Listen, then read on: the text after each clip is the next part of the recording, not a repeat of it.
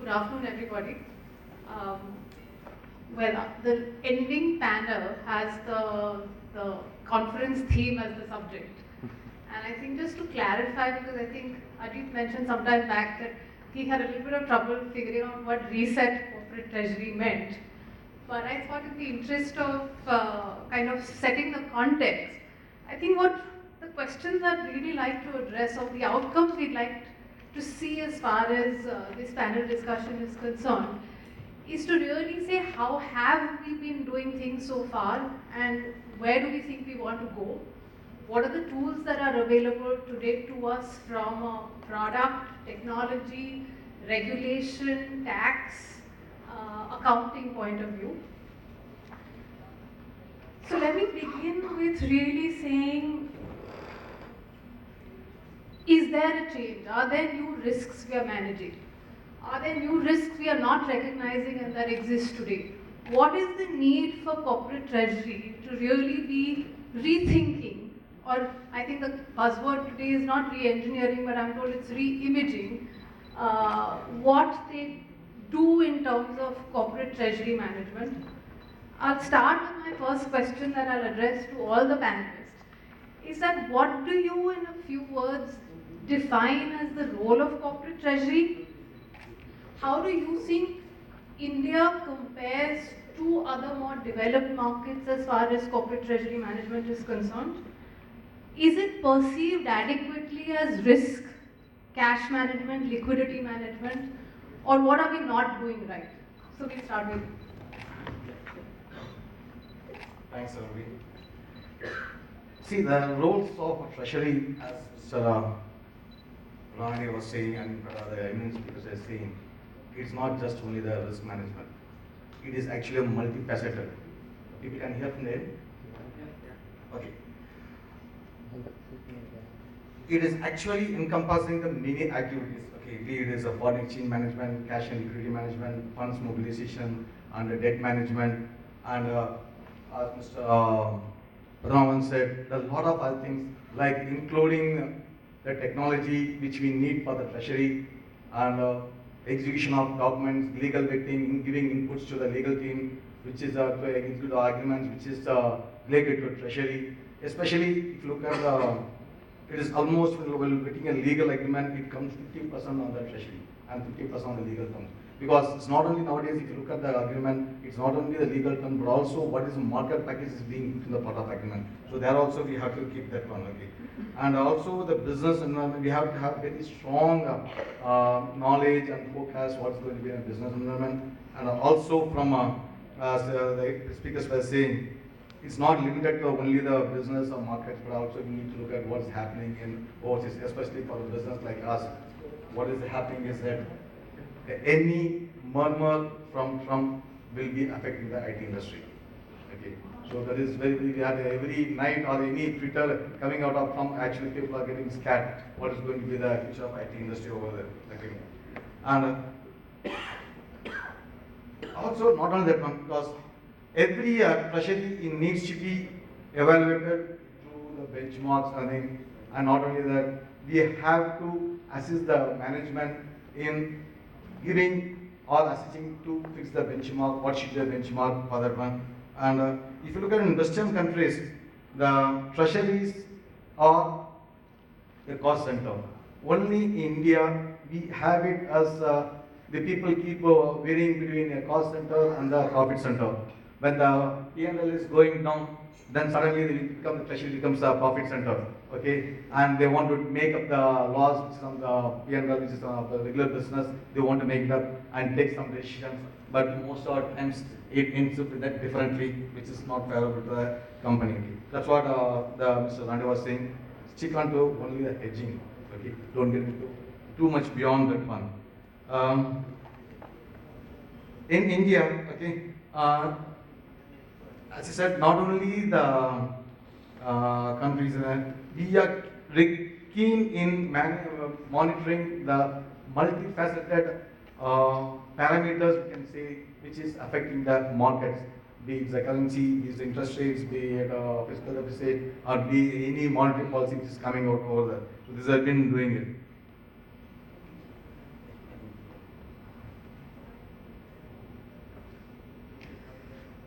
First of all, I would like to define resetting the corporate treasury. That is the theme which I think, from my standpoint, what I have experienced. I have been associated with exports for the last 30 years. And let me tell you, I'm a core marketing guy when I started. And the exposure first led to different areas of functional departments, but no treasury existed at that point of time, even in companies like Welspun or say Bombay Dyeing. Even though exporting companies are there, but this is the least important segment which people thought. And in spite of, that the forex used to bring about almost a change of 4 to 5% on your profitability overall. Because the assumption all the time was that rupee would stand to depreciate. In between, in 2008-10, when there was a reverse, we all lost money, because of derivatives. I would say that was an instinct management on part of corporates, either lured by the greed or ignorance. In today's world, what Mr. Narade spoke was about black swan. He also spoke about VUCA, which was defined 3-4 years back, that in the world there would be volatility, then uncertainty, then complexity, and lastly, A means ambiguity. Forex also, what instances we see today are having dramatic changes. So my only thought process leads me to think that we all as corporate should have a professional treasury team. And the most important factor is we always go for advices, from X person or Y person. And mostly the treasury is being run 90% by the promoters, thinking that he or she can make the best decision and can manage the treasury. But we need a professional approach. We need a full-fledged treasury team, and we need to set policies for both upside and downside. And it's a very professional subject matter today. And lastly, the execution has become very important. So my only learning from this platform is that as an organization, we should commit ourselves to a treasury department and bring in professionalism. As so far we haven't even converted to full convertibility in India, which would happen, say maybe 5-10 years down the line. So are we equipped for that? If we do that, there is no harm. And for exporting companies, I think this is a must. I would end up, and thanks Almas for giving me this opportunity over here. Thank you. Thanks. So I think there's a very different perspective when we look at corporate treasury and risk management within India and the way the markets work abroad. I think the way the markets work abroad and many of those countries, when they set up basic treasury systems, the cost of risk management is inherent as part of the initial setup. While in India, we typically try to set up risk management systems and policies much later. Our traditional thinking has been that, okay, let the exposures reach a particular level or let a particular event happen and then probably we'll set up risk events. Risk is predominantly treated as secondary as against primary in dominant markets. I think that's primary. And some of the statistics that I would like to refer to, which Mr. Padmanabhan also mentioned in the morning.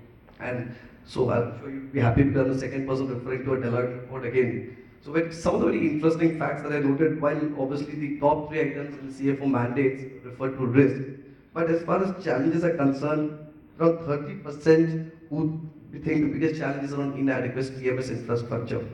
Now the question is whether 30% is a number as high, is as low. I think it's a very high number as compared to the fact that the 200 companies that they interviewed or they surveyed, most of them 55% were the companies of size less than $10 billion revenue. Now, if you look at the same concept back in India, the percentage will be much more higher as compared to them. Two other interesting aspects when we compare corporate treasuries globally as compared to India. We looked at risk management. Mr. Padmanabhan mentioned that less than 75% of those companies actively monitor risk.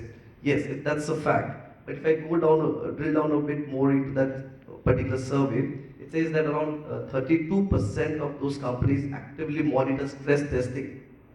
I'm not sure how many of the corporates sitting in this room who even have stress testing as part of a regular treasury policy. I think it's still a big question mark.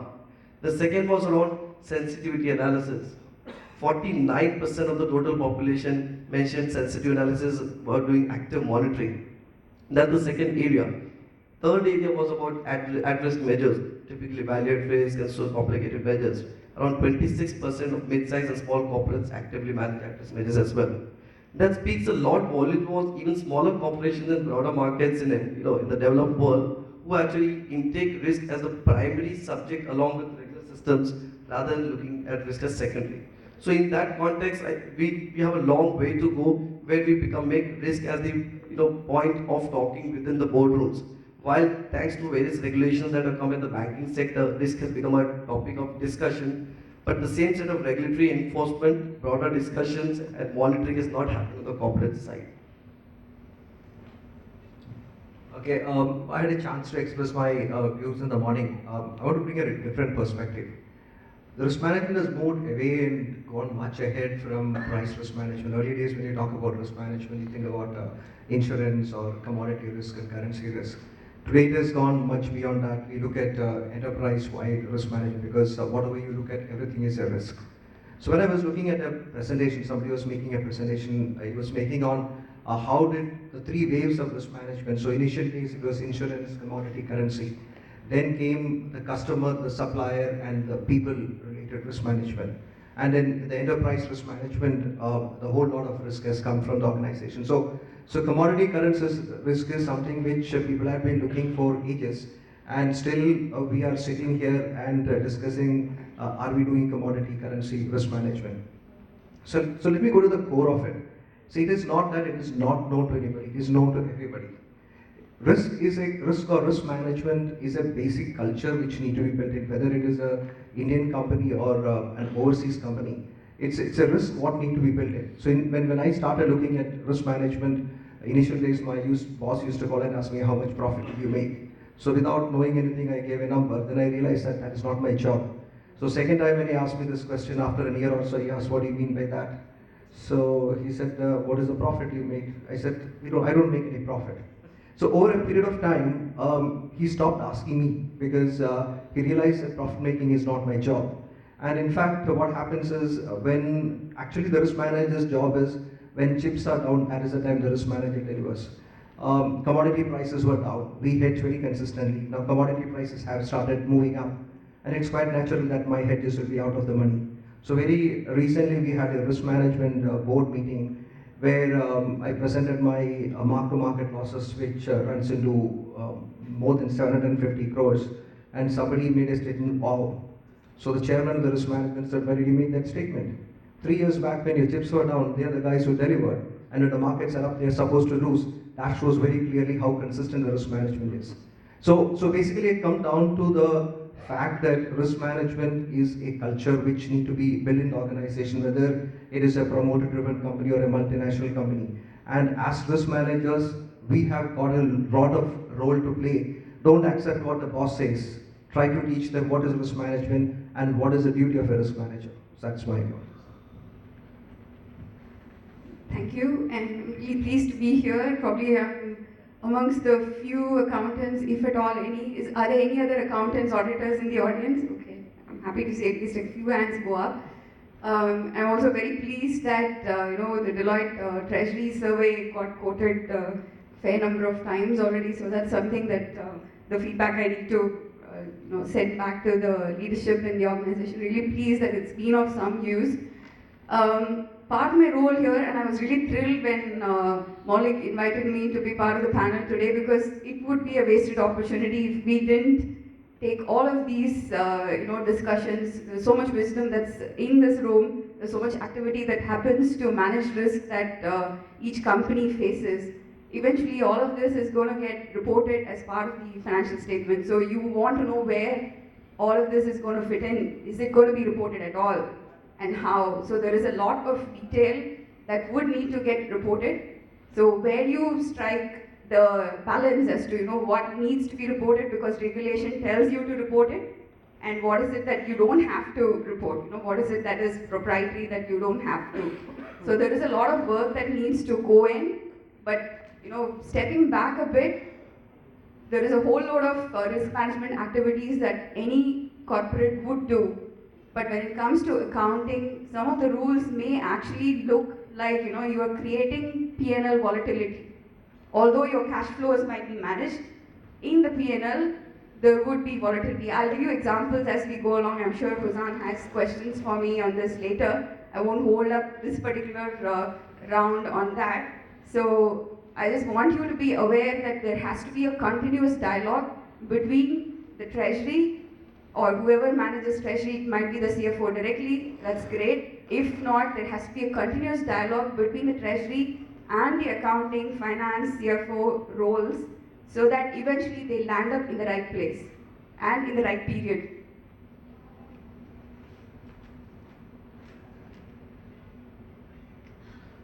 I'll address my next question to you, Mr. Venkatesh. We've already heard a very detailed presentation on how Hindalco manages their balance sheet in terms of hedges, etc. I want to ask you as TCS, how as an organization do you all set up a framework for risk management? So whether we are talking identification of exposure, benchmarking performance, monitoring, capital allocation, defining targets. Our targets, I think we've very nicely brought up this whole subject of, is Treasury a profit center or a cost center? And if it's a profit center, then does it really work in the context of, say, how a bank treasury would work, where I have capital allocation to make in terms of risk capital? So if you're working like if there's a profit center approach to it, then does it follow some of the risk management guidelines it probably should follow from a point of view of how much risk you are taking on as a, frankly, then it's a treasury which has a mandate to take risk when you become a profit center in some ways. Whereas are you a treasury operation which is a cost center and which is aligned to business profitability as a whole? And which among these actually do you find the hardest? I mean, is the identification the hardest? Is the execution the hardest? Or is it kind of somewhere in the middle? Thank you. See, as Mr. Anil was saying, and nowadays saying, every corporate, as a large corporate, they get guided by the board approved policy, risk management policy. That is a basic premise which any corporate need to have, and that is a guiding factor for any of the treasurers sitting over here. And that the risk management policy will be, first, why you should have a risk management policy at all? That's the first question I have to ask. First of all, the risk management policy covers the rationale that why you should have. One is the basically that each corporate, each treasury should make all endeavor to protect the core profits coming or arising out of the core business. That's the first one thing. The second one thing is that to eliminate the certainty in the P&L or in the revenue. And create a very, very stable planning environment. See, without this stable planning environment, it's very difficult to project what we need to have for next at least couple of years. It is becoming a difficult. And not only that one, we have to evaluate how the volatility in the market is going to sensitivity analysis we need to make, how it's going to affect our operations, that we have to look at it. Okay, and as we were talking about earlier, the basic philosophy, every corporate should declare what is the philosophy of considering the treasury operations, whether it's going to be a cost center or it's going to be a profit center. Okay, I'll just come back to your thing. As long as it's considered as a cost center, the problems are very, very minimal for the treasury because the focus is more on the hedging part. The moment it becomes a profit center, okay, the pressure is more on making more and more profits. Okay, there is a little subtle, not a lot of difference between a bank treasury and a corporate treasury when it's considered as a profit center. The bank treasury can do anything without having any underlying. Okay, but that's not the case with a corporate treasury. They need to have all underlying. Only thing is, with the underlying, they can just take the view on the markets, okay, whether to hedge currently or can I keep it open or should I do it now? And when the opportunity comes, for example, their exposure might be for 1 year or 2 years, okay, so they can, I'm talking about the exporters, okay, and they can just go and hedge over here, okay, and when the market comes down, say around 64 or whatever it is, okay, and they have a view that that level is going to be supported, again they can go and buy over it. See, the churning is nothing but the profit center job. Okay, it's not like without underlying any of this corporate treasuries will be doing profit center job. Okay. See, performance. We're talking about the performance. Basically, the first thing is that how fast the performance of a treasury depends upon a couple of factors. How fast you are able to get the underlying information dynamically, okay, be it on an hourly basis, be it on a daily basis, okay. But now technology has developed so much, okay, and of course I get my underlying, okay, in every hourly basis. So that is more opportunity, not only that one. And even now we can trade with the mobiles itself, and many of the corporates don't do it. We have a policy, okay, use mobile platform for transaction, controlling the trades. Okay, and many other corporates haven't done that. In fact, I had a very detailed discussion with many corporates whether they have a policy to trade outside office in business hours. So this is many people said no. They just put overnight orders or just leave an order. That's all. But we have formally as part of you also mentioned the global code of conduct. Okay, we have been slowly formulating all the policies which conforms to the global code of conduct. So that is one thing. Okay. The performance of a treasury will be evaluated by if it's a cost center. Okay, what is the P&L? What is the thing you are going to show in other income in the P&L? Okay, because normally we go and hit based on the spot because most of the time what happens is this is actually I don't know how many SMEs are here. I have been telling many of the people whenever I meet, please keep hedging, especially importers. The problem with the importers is that they want to be very, very competitive in making the price. So what they do is they don't look at the hedging cost, take the spot rate and give the price, okay, and keep the exposure open.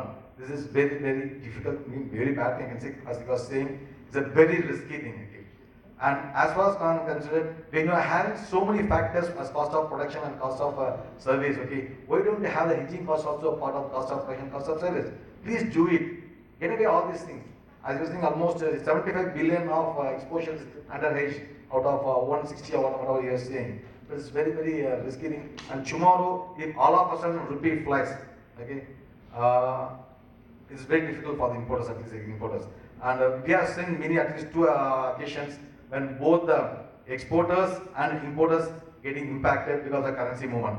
Okay, looking at the reason I can say, especially in 2012 or 2013. Okay, when exporters expected the currency would not move, they went on a hedge and the currency at somewhere around the 49 level. So the first thing was moving up to 53, 53 went to 57, 57 to 63, 63, 67.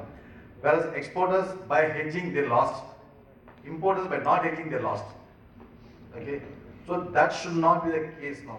Never take a chance on it. Be as a continuous process, like how you get up in the morning and come to office, keep doing hedging also that way.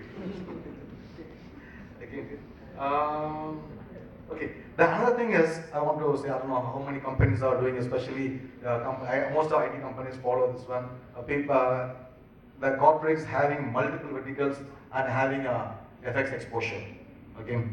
Yeah. The treasury is acting two different models. One is they give a rate to the all the vertical, whatever the vertical, okay, having a FX exposure and have a markup and appropriately they cover in the market. This is the one way of doing it.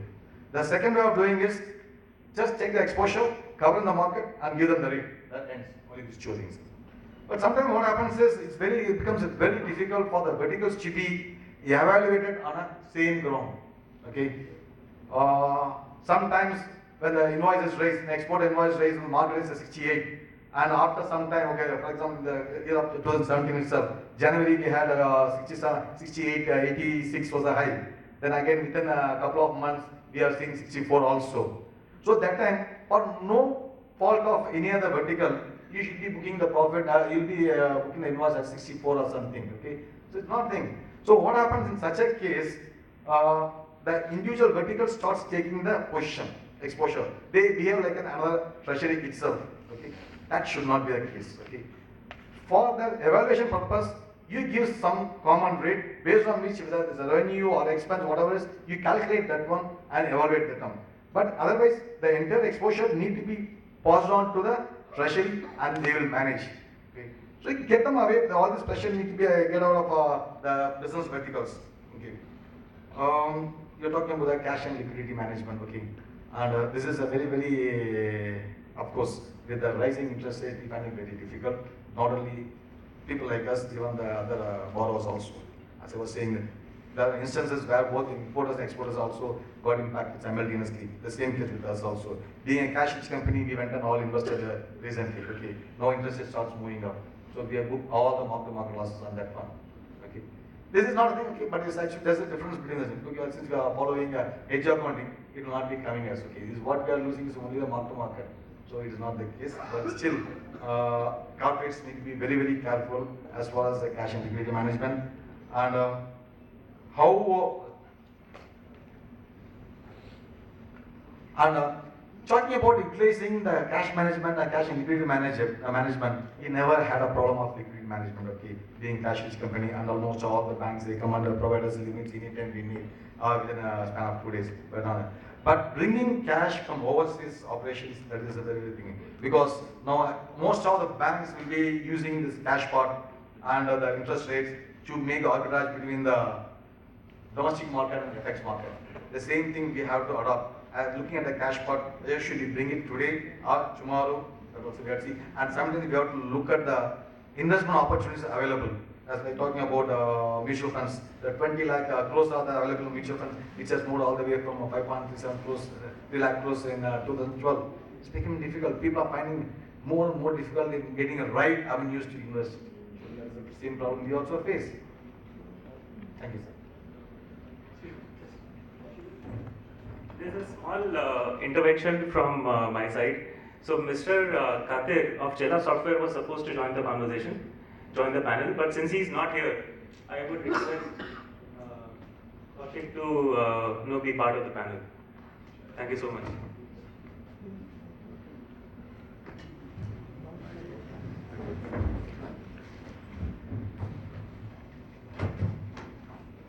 I'll address this question to you, Mr. Like I think we just heard the example of different verticals managing risk independently or hedging differently versus having a consolidated treasury operation. In terms of risk, again, we also talk of FX risk, interest rate risk, commodity risk, and obviously I think you're an example where all three are managed. How relevant in your risk policy framework has aligning all three risks together benefited in terms of instead of looking at them as separate silos or in isolation? Many things we learn the hard way. So one year. Learned is important. And after that we practice also. So one of the year it happened that I hedged commodity. Sorry, I hedged currency. That was when rupee was trading around 49.50, and view was that the commodity price will go up. It happened other way around. So so there was a lot of cash outflow which happened. Fortunately, the general economy was good, company was doing well, so it didn't hit us badly. So that was a big learning experience for me. So since that day, I look commodity and currency together. And I'm always an advocate. I talked about core hedges. So when we do in my presentation in the morning, so since the P&L and balance sheet is in rupee terms, when we do the core hedges, I always advocate for doing the commodity and currency together because we are not smart enough to find out which is going to benefit us at what time. The way I have lost money, maybe tomorrow I may make money. But again, as I said, making money is not my business. Protecting the bottom line is my business. So we see a commodity and a currency together at some stage. And once we build up the hedge ratios, as I said, we hedge through the core hedges. When our hedge ratios go above maybe 40%, that is the time when we take out commodity currency separately and do some sort of a view-based hedging. But it makes a lot of sense that so typically what happens is globally when things look good, commodity price goes up and currency appreciates, and vice versa. When things look bad, currency depreciates and commodity goes down. So it's not a direct correlation, but still there is some sort of a correlation. So we don't want to play between which is going to happen when. So I'm an advocate of doing commodity and currency together. Now talking about interest rate, I had a different logic. None of the banks could beat that logic. We are in commodity. So when economies doesn't do well, the commodity prices will fall, and definitely the interest rate also will fall. I'm talking about the US interest rate will fall. And when global economies start picking up, the commodity prices will rise faster than the interest rate rising. So as a commodity player, my logic is that I don't find any meaning going and hedging the US interest rate. So I had put it across to many banking experts, but till right, nobody could challenge me. So I still keep on keeping the interest rate open, being a commodity player. It may not be applicable for everybody, but as a commodity player, that is applicable. So we link everything together when we take a decision. It's a hedge against a hedge. But again, I found an answer. Tomorrow it can happen that I'm comparing US interest with the global economy, but China can go down where US interest rate will not fall. So it's not that it's a direct correlation, but there is some correlation, but we need to be aware about what are the factors which can drive that thing. So if you're aware and if you're keeping track, then we can take the risk. I'm going to come to you next, Srividya. In terms of, we've talked about, the balance sheet as a whole, and we've talked about hedge accounting, while available as an option. If I understand it rightly, and if we looked at the large corporate India landscape, there are very few adopters of hedge accounting. Why is it there have been more recent relaxations in terms of hedge accounting, and I'm not the expert, so I don't want to, we want to hear your views on that. But what are the benefits? Why should, in your opinion, people be looking at it much more seriously? What are the benefits? What are some of the challenges? Again, from a derivatives point of view, in the new framework, can you throw a little bit of light? We have some time, right? In terms of the CVA, DVA, explanation, I think it will be very valuable to the audience. I think in general parlance, this is called a loaded question. I need your help to make sure I've addressed whatever you wanted me. So just keep a check on whether it's addressing or just going on a tangent. So in the landscape of all the risk management activities that a corporate is capable of doing, there are a few risk management activities that will qualify for designating as hedges. And the reason we need to have some hedge accounting going on or a little bit of additional work going on to prove that these are hedges is because it can affect the movement in the derivative, can affect the timing of when you recognize the derivative movement in the P&L. It can also affect the line item in which you are recognizing the movement. So for example, Venki was mentioning, whether it's whether a hedge, the effect of a hedge is going to be recognized as part of cost of sales or cost of production. if that's what is applicable. Or if you are an importer of capital machinery, if you've already locked in a rate at which you're going to purchase the machinery and it's going to take 18 months to have the asset on your balance sheet, what's going to happen to the FX movement in the meantime? You might have taken forward contracts, you might have had some kind of hedging activity happening in the background, but accounting doesn't recognize that until we put the two together. Otherwise, if we don't designate the two together to say that, look, I'm taking on this particular position because I have a future sale that's going to happen, or I have a future capital acquisition that's going to happen, I have a future purchase that's going to happen. I need to put that upfront so that the movement in the forward contract, because the forward contract otherwise under Ind AS, the accounting would be that you recognize the MTM change or the fair value change in the profit and loss every quarter, or every month, every quarter, every period. But you don't want that to happen because you want to make sure that you recognize this as part of your fixed asset acquisition.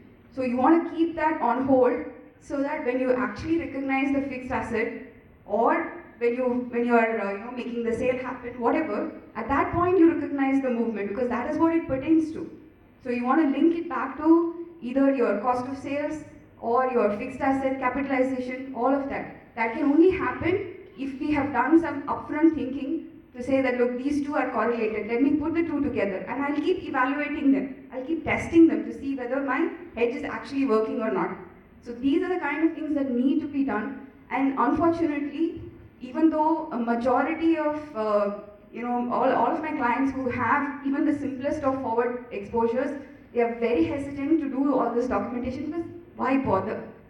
Because the accounting rules don't hurt or didn't hurt while we still had Indian GAAP. So why do I bother? How does it matter?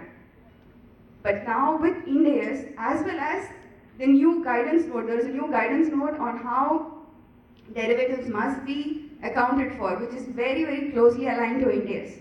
So even those companies that are still reporting on Indian GAAP, please take note. And those who are on Ind AS will already know the pain. So these have to be put together for you to feel the benefit in the right line item in the profit loss account. So that is a very compelling reason to opt for hedge accounting, and this can only be done on a contemporaneous basis. When the transaction is happening, when the decision is made that you're going to take a forward contract or an interest rate swap, it has to be done at the same time. It can't be done with retrospective effect. A lot of accounting has always traditionally happened with retrospective effect. But this is one thing that can only be done on a prospective basis. So as we do it, please involve your accounting team. If your accounting team doesn't come after you, please you go after them. So that is one reason why you should have hedge accounting sorted. Secondly, there are previous hedge strategies, or I wouldn't even know if they qualify as hedge strategies, because like for example, a lot of my clients have borrowed in Indian rupees, but gone out and taken a CCIRS to create a US dollar exposure. Now, does that qualify as a hedge? Probably under Indian GAAP, it was acceptable because you have a synthetic debt on hand. Because effectively you have a US dollar debt on hand, and you were allowed to book your interest expense based on the dollar rate, dollar interest rate. But under Ind AS, as well as the new Indian GAAP guidance note, this is no longer possible. You have to view the loan separately, the borrowing separately, and you'll have to view the CCIRS separately. And the CCIRS movement goes into a certain line item which doesn't necessarily correspond to the interest expense. So you have an interest expense which will be at the INR borrowing rate, and the CCIRS movement, which is a fair value movement, going through a completely different line item. So first of all, it doesn't qualify as a hedge because you've taken an exposure in something other than your own currency, which is INR. So hedges only qualify so long as they bring you back to your own currency. So that is one example. Yet another example where I have a client who has exports to South Africa. So they have two legs, INR dollar, dollar ZAR. They have typically covered their exposures as far as the dollar ZAR leg is concerned. INR dollar, they're not so worried because they have natural hedging positions that will offset this movement. But does the dollar ZAR forward contract, does it actually fit into my hedge accounting rules? No, they don't. because they don't still come back to my functional currency, which is INR. There are a lot of peculiarities associated with this. As much as it is helpful to opt for accounting, all of these in, hedges in accounting terms, there are also some, few rules to be constantly updated about, which the accounting team should know. But compared to how it used to be under AS30 or previous Indian GAAP, there are a lot of relaxations. So there is no longer the 80 to 125 very notorious, band that we used to have. So effectiveness is, very, very easy to achieve. Commodities, very easy to achieve hedge accounting. So Mr. Matthew had mentioned how for copper, the risk production cost is compared to, LME copper price. That is a little bit more tricky, very difficult to achieve. I'm not sure you would agree with that, sir, as a hedge strategy. But aluminum, he mentioned the input and the output, both are LME based prices. Those are a lot more easy to achieve in terms of hedge accounting. So a lot of new avenues to use hedge accounting. By the way, doesn't mean that you need a derivative to achieve hedge accounting. You can also do hedge accounting using non-derivatives, typically borrowings. So if you have borrowings in a certain part of your group, let's say we have a large acquisition elsewhere. Typically this happens in the pharma industry, and you have a buyout elsewhere. You go and buy out somebody in the US because that's where you want your presence to be. So this is called a net investment hedge. You want to be there, but you've taken a foreign currency loan here, but you have a dollar exposure in terms of the assets that are sitting there. At the group level, you can combine the two, create a net investment hedge. So many new hedging strategies, a lot of new relaxations available. As far as CVA, DVA is concerned, typically there is a notion that the moment the bank provides a confirmation to my audit client, they would say, here is the MTM, I'm going to book it. Easy enough, no, but actually in terms of accounting standards, that is not good enough. It does not represent the full fair value of the derivative. There is something called a CVA, DVA, it's a credit value adjustment or a debit value adjustment. Has anyone heard of these terms earlier? Okay, so thanks to IFRS, these are new terms that we are also getting used to. What it represents is nothing but the risk of non-performance. So what is the chance that somebody who owes money on a derivative is not going to be able to pay for it? So that is the risk that it's like provision for doubtful debts, provision for debts that are unlikely to materialize in full form, not the whole thing, but probably some portion. Very similar concept, but we are also recognizing the non-performance risk of ourselves. So it's a very weird sort of notion to get used to, but that is required as far as derivatives are concerned. Thank you so much, Srividya. I think we probably need a whole session where accounting is concerned, but we'll hand over to Mr. Matthew. Yeah, I'll pick up the word which you used, notorious, 80% to 120%. Yes, it was really notorious because we started hedge accounting somewhere in 2011 because looking at our commodity and currency book, if you don't follow hedge accounting, the hedges which I book for 2020, the profits will come in this year, doesn't make any sense, plus there will be a lot of volatility. But the problem is in 2011 when we implemented hedge accounting, I realized that I can't do any hedging. Finally I had to send out a letter to my CEO saying that hedge accounting cannot decide my hedging strategy. The hedging strategy will decide the hedge accounting strategy. So finally he had to, So finally he had to call both the risk management and the hedging team together, and he advised that the hedging guys, you have to be more disciplined. But on the accounting side, you guys have to find out ways and means to get out of all these things. But over a period of time, things have changed. The current IFRS 9 really supports the hedging, and I would rather say that if you are looking at big hedging, you should follow hedge accounting. In fact, TCS was the first company to adopt hedge accounting in 2006 itself. Okay, but that time it was not IFRS, it was AS 133. Okay, and if I want to have more things, she's been talking about more about the commodity side only. Looking at the FX side, it actually eliminates the volatility. Okay, when you are adopting a hedge accounting, you have to designate you are just in the cash flow hedge, okay, or having a hedge, whatever it is. Okay, when you do it this way, especially in cash flow hedge, the entire impact lies in the OCI, which is the reserves, okay, and gets you into P&L only on the time of maturity. So you don't see much of a volatility in your other income or P&L. This is a very, very important thing actually we have it under this one.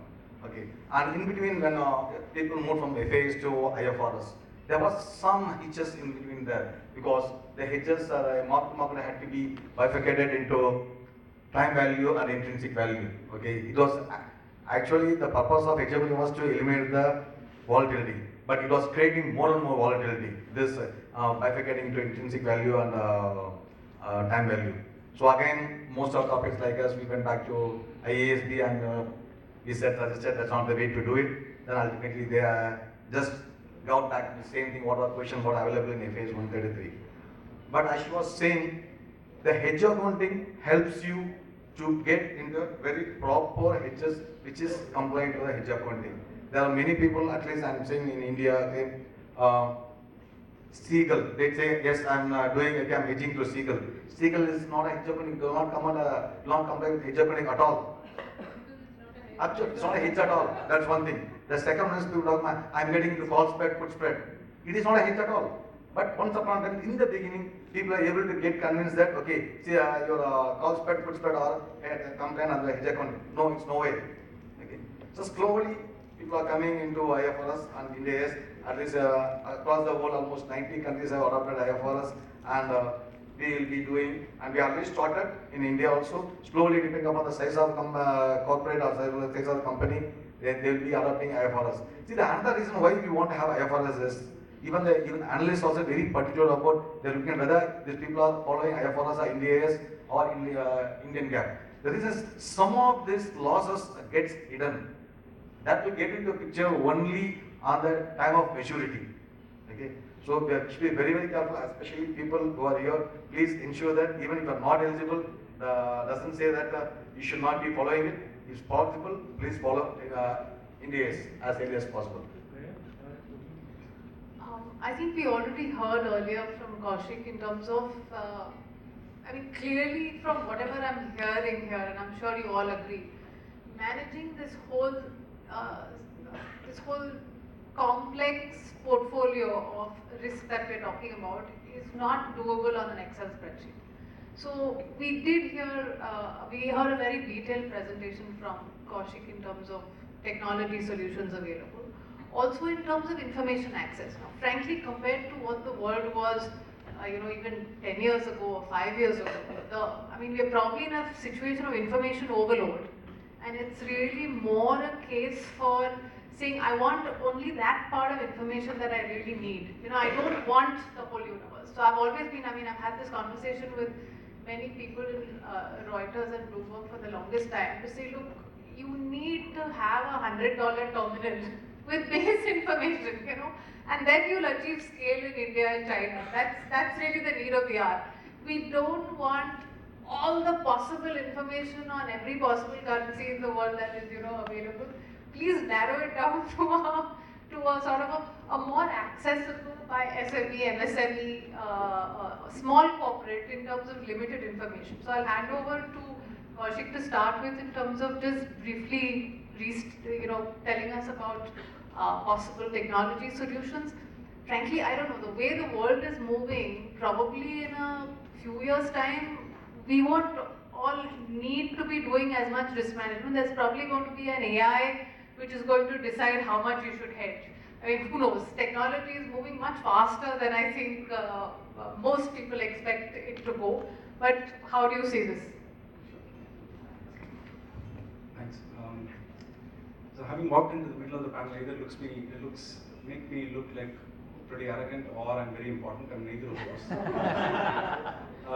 And I think I agree with you. Robots have come into play for lawyers, doctors, pilots, probably treasurers someday. I don't know. But I think a couple of things. I'll try and answer that question at two levels. One is just basically what's available now.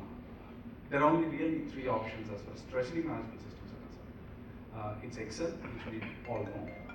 The second one is ERP-based TRM, or Treasury Risk Management Solution. And then you have specialist TMS. And I'm going to quote Deloitte survey again, probably for the third or the fourth time, I don't know. Roughly, I think in the world, globally, and India is very different there, globally, at least in the developed markets, about 20% is Excel, about 40% is ERP or homegrown systems, and another 40% is specialist TMS. And that specialist TMS pie is actually kind of going up as we speak. And generally, ERP implementations are driven by IT folks. All IT-led implementations are usually around the ERP, and any business-led decisions or business-led implementations, the treasury takes those decisions are usually specialist TMS. And the key difference there is, of course, ERPs are good, but usually it's the domain expertise, it's the adaptability, and the ability to get resources. In India, though, of course, the 20% Excel actually goes up to about 90%. There is no real research report that I've seen, but dipstick survey generally it's close to 80 to 90% is what still in Excel. So we've got a long way to get to at least the developed market standards. So that is on the TMS options available for you to look at. The second technology, I think, which we kind of briefly mentioned in a few places, is the new discussion paper that's out there. The RBI CCL is looking at some kind of an FX trading platform. I think the dealing has been predominantly over the phones here, whereas internationally, I think there's a lot more electronic trading that happens. And the treasury management system actually becomes quite central for FX dealing as well as payments internationally. Here, of course, a lot of it is over the phone, and therefore the treasury management system more plays a very docile role. I would say it's like a back office almost. Whereas the moment electronic trading comes into play, then the TMS becomes pretty central to the whole thing, because you have exposures in one place, you're looking at real-time risk, real-time monitoring of exposures, and so on. So it's a game changer in that sense. And similarly, payments, for example, now supply chain finance is again an emerging area, which corporates have adopted quite vigorously elsewhere. And a lot of treasury providers internationally look at supply chain finance as a major area. So payments and supply chain finance is another big emerging area as far as technology is concerned, and there are solutions that are coming into play.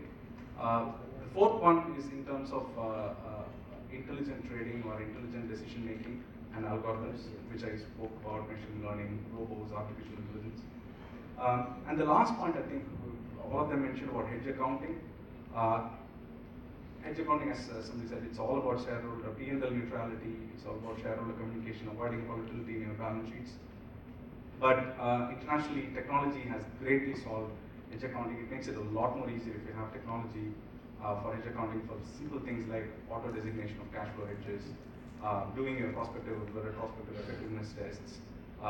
You have to do almost independent valuations, as Mr. Venkatesh was saying. You have to just can't rely on banks anymore. You have to kind of do your valuations, apply credit spreads for CVA, DVAs. All of this technology just makes it pretty simple for it to even adopt hedge accounting from that point of view, because you then save the time on hedge documentation, proving hedge relationships, and there's no business of retrospective hedge designation and so on. So systems are capable of doing auto designation for the volumes that you do. As and when you book an FX forward, it can do an auto designation against those underlying exposures and so on. So technology can really make it very easy for you to adopt hedge accounting.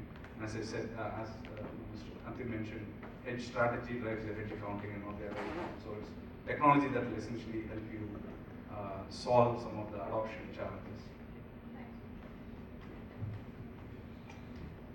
Yeah, I think first, before I answer just 2 points, I think you mentioned about why doesn't our competitors or Reuters have $100 terminal. So I hope Anil, you or Venki have not heard that. And I hope Vijay, Venki, Molly, you also heard that for us to sponsor the next event. At least 10-12 years back, Reuters had $200 terminal with a lag of information for the users. Yeah, that's right. So, yeah, I think from a data insight perspective, very rightly said, quite a lot of information keeps coming in public domain. We have an official channel in Twitter where every citizen is nowadays become a reporter. Right now, as we talk, I've seen couple of tweets, couple of pictures already on Twitter talking about the event. Right. So, question is, there's too much of noise around. How do we convert this noise to voice? We also heard Ajit in the morning when he said sometimes the news headlines can be quite misleading, whether it is about Moody's, whether it's about Trump or any other things, right? So the question is, how do you look at this entire information, entire news in a contextual basis? Can we combine it with other sets of information, macroeconomic information, country information, GDP data, etc., so that you get a slightly broader view for any decision to be taken? When we talk to our customers, there are two views that come. We have got one set of very advanced customers who want data, who want lots of data, who want historical data for them purely from an advanced analytics purpose. They're the ones who are looking at robotics, who are looking at AI perspective, who are building algorithms on top of that. That's one set of customers. A large set of conversations when we look at Indian market specifically are around automation. When we talk about automation, it's about how do we empower internal systems, whether it's a treasury management systems, whether it's about market risk systems, how do we power automated data flowing into such systems to avoid the operational risk that entails when you do any operations manually. The second set of trend around data is about trading technologies. I think while RBI has come up with a paper on creating electronic trading platforms for the MSME segments, we still have a huge portion of the MSMEs, a huge portion of mid-sized corporates who do not use an electronic trading platform. So it is not that you address the large portion of the mid-sized corporates and the large corporates that you reach the lower end, right? Quite some of the corporates use an electronic trading platform. Some of us, for example, we have our own FXall platform within Thomson Reuters, which has been a very, very good platform. We were leaders in that space. But the adoption level of mid-sized corporates is not still as much. I think that's one significant change that needs to come even at from a mid-corporate size perspective. The third portion is about risk and analytics. The risk and analytics part, unless until we have such data onboarded, risk and analytics is very difficult. We spoke a lot about IFRS. I won't repeat on some of the things that were spoken. When we say about IFRS, right? How do we also do independent assessment of the risk that's inherent in a portfolio? I mean, some of this obviously we've got internal auditors, we have external auditors. Can a risk manager do an independent assessment evaluation of the entire portfolio risk? Mr. Padmanabhan also spoke about a recent RBI change that's been brought about in terms of legal entity identifiers. I don't know how many of you ever heard of an LEI. It's one of the most prominent and radical changes that's occurring because of a new regulation called MiFID II, which has been started in the European region. While most of us tend to think that MiFID II is only applicable to the European region, it has got direct and indirect impact on many corporations across the globe. Legal entity identifier is, just for the sake of all, it's almost like an Aadhaar for a company nowadays. We know to link everything on top of it. So the idea is to link every set of information. I think bringing that entire piece of information from trading technology, market insights, market data, ability to provide the tools and capabilities on top of it, so that a decision can be taken, prudent decision can be taken on time, is what companies like us often want to do. And I think that sometimes it's always a difficult debate between the cost that it entails to get all of these pieces together vis-a-vis the cost that we can offer at. So it's always a balance, and maybe in the next conference that we come, we probably have a negotiated rate with Maulik to bring the terminal cost down. So one small thing, we're talking about this, almost 80% of the treasurers are using Excel sheet, okay? And we always, at the behind, we always assume everything's right and going well, okay? I'll just give one small incident, the effect of using the Excel sheets in the treasury. When Lehman failed and Merrill Lynch took over Lehman, okay? Especially I think for some Asian, was Japan or something, for the Asian assets they were evaluating it, and they said, okay, this is the value we want to agree, and they agreed. Subsequently, they found a mistake in the Excel sheet what they used, and they overvalued Lehman by 450 million. Okay, so that was the cost of using Excel sheet. Okay, this is it. Please ensure periodically, whenever you're using the links and everything, ensure all the links are proper and always do some back testing. Okay. Both Kaushik and Bharat are the happiest ones when you say that. Yeah, I'm extremely happy. Absolutely. No, in fact, we also have a treasury management system, so that is something different. That's why I'm telling you. Because the treasurer should ensure everything done through an automatic system, not from any manual operation. As you were saying, yes, we use FXall. Okay. And we don't enter the data into our system. The entire trades were done in FXall, any trading platform automatically flows into our system. There's no question. And we have a system such a way that, okay, there is no calculator need to be used. Everything done by the system itself. That's what we are talking about. The efficiency of systems ensure that, okay, ensure that any operational risk is eliminated. That's what we want in automation. Okay. That only technology can develop, like technology can help you in eliminating most of the risks. I I will end here unless anyone else has something very specific and important that I have missed to say, and we'll come to the questions. So I think from what we've heard from the morning, I'm not even going into the area of, I think derived exposures or inderived exposures in terms of thinking about hedges, because there are a multitude of risks that we run as corporate treasuries. But whether you want to blame the economist, whether you want to blame the banker, whether you want to call on an astrologer, finally the balance sheet is yours. So I think the sooner corporate India at large looks at risk management or corporate treasury management as a function which supports core business. I don't know whether there is some method in saying that why have mutual fund investments through the SIP route grown so dramatically? I mean, one can say, well, it's a lot of demonetization money that's coming. But I think more and more research seems to be saying, well, I cannot time the market. And if you want to take a view, apply for Almus's competition next year. Where treasury management is concerned, let's follow a disciplined approach, I think is what collectively the day has been. So it's nice to, it's much more fun to take a view and to try and time the market. But then you have to be in a hedge fund, or you run an AIF. Where corporate treasury is concerned, the core business is what the corporate entity is doing, whether it's manufacturing, it's service, it's whatever. That's where the genius and the creativity needs to come in. I think where treasury operations are concerned, a disciplined approach, now whether you want to call it an SIP approach or whatever you want to name it, having a very understood, clearly defined, board-approved risk management policy, which is then very strictly adhered to and followed, I think has the most, will define how many businesses are there in 2020 or 2025. Thank you very much, and we'll open to a couple of questions. I just have a comment to last sentence that you used about, having an SIP approach. I met one of the risk professionals who really manages so systematically. He just made one sentence. He said, I actually want to make it boring.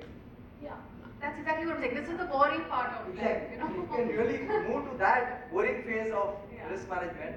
That really is the consistency that we are. Because I think consistently over my years of meeting so many corporates, whether I was in the bank or whether as when I launched currency derivatives at NSC, the corporates who have had more consistent outcomes have been those who've had a consistent risk management policy. I'm not saying you can't tweak your policy based on experience, but you can't add a view to the discipline and the policy on a daily basis. Any questions? Yeah. Yeah. So Kaushik mentioned, hello. See, Kaushik mentioned about upgrading in a year time. We almost along with Chella, we are working. Slightly I differ with you that we can add everything to the system, okay? Everything to the system. See what a board, morning I told, what board needs.